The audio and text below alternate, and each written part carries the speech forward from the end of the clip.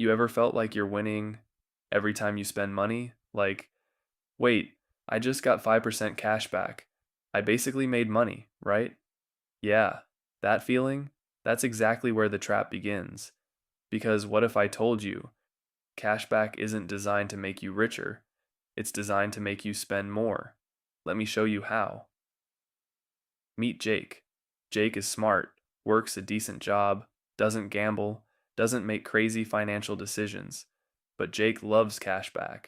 Every time he buys something, he checks which card gives me the most cashback. Groceries, 3% cashback. Gas, 5% cashback. Online shopping, 2% cashback.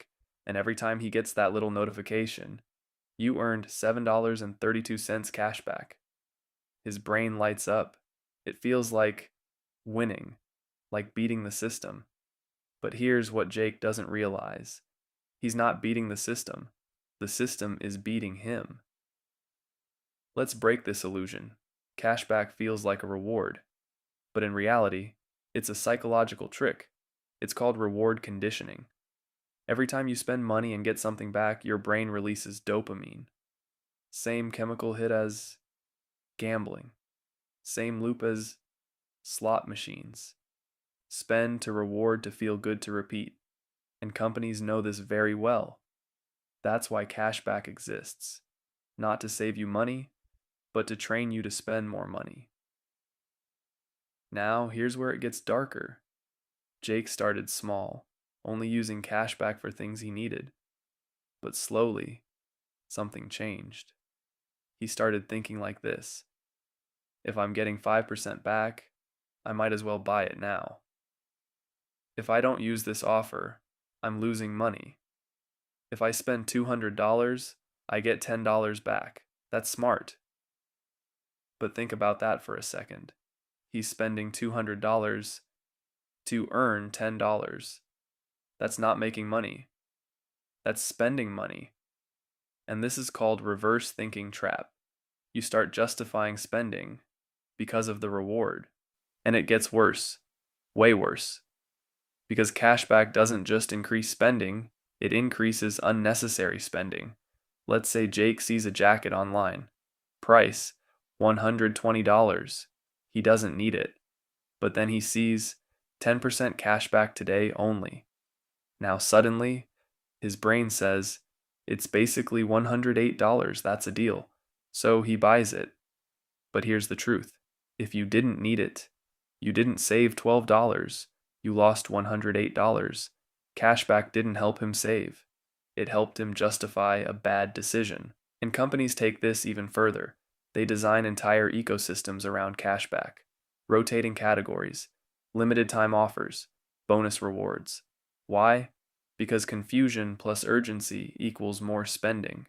You're not just buying things anymore. You're chasing rewards. And once you start chasing rewards, you stop thinking logically. You start thinking emotionally. Now let's talk about the biggest hidden danger: debt. Because cashback makes spending feel less painful. And when spending feels less painful, you spend more freely. Jake started using his credit card for everything. At first he paid it off, but then one month, something happened. Unexpected expense. He couldn't pay the full balance, so he carried it forward. Interest kicked in. 20% APR. Now let's do the math. He earned maybe $300 cash back that year. Sounds good, right? But he paid $900 in interest. So in reality, he didn't gain $300. He lost $600. Cashback didn't make him rich. It made him comfortable with debt. And this is where the system wins, because credit card companies don't care about your cashback. That's just bait. They make their real money from interest, late fees, overspending behavior. Cashback is just the shiny distraction, like giving you candy, while quietly picking your pocket. Now don't get me wrong, cashback itself is not evil. Used correctly, it can be a small bonus. But that's the key word: small. The problem starts when cashback becomes the reason you spend instead of just a side benefit. So how do you escape this trap? Simple, but not easy. Rule number 1, never spend money just to earn cash back. If you weren't going to buy it anyway, don't buy it, no matter how big the reward looks. Rule number 2, ignore the percentage. Focus on the actual money leaving your pocket, because 5% cashback sounds big until you realize you're still paying 95%, and that's what actually matters. Rule number 3, always pay your credit card in full, no exceptions, because the moment you pay interest, cashback becomes meaningless. The system flips instantly, and you lose. And finally, rule number 4, change your mindset. Stop thinking, how much cash back will I get? Start thinking, do I even need this? Because the real way to win financially is not by earning rewards on spending, it's by reducing unnecessary spending in the first place. Jake eventually realized this. He looked at his statements. All those rewards he was proud of came with thousands of dollars in spending. Stuff he didn't even remember buying. Stuff that didn't improve his life. Just small dopamine hits that disappeared as quickly as they came. So he changed. He stopped chasing cash back. He started spending intentionally. And guess what? He didn't feel like he was winning anymore, but his bank account started growing. Because real wealth doesn't come from tricks. It comes from discipline, from awareness, from not falling for systems designed to manipulate you.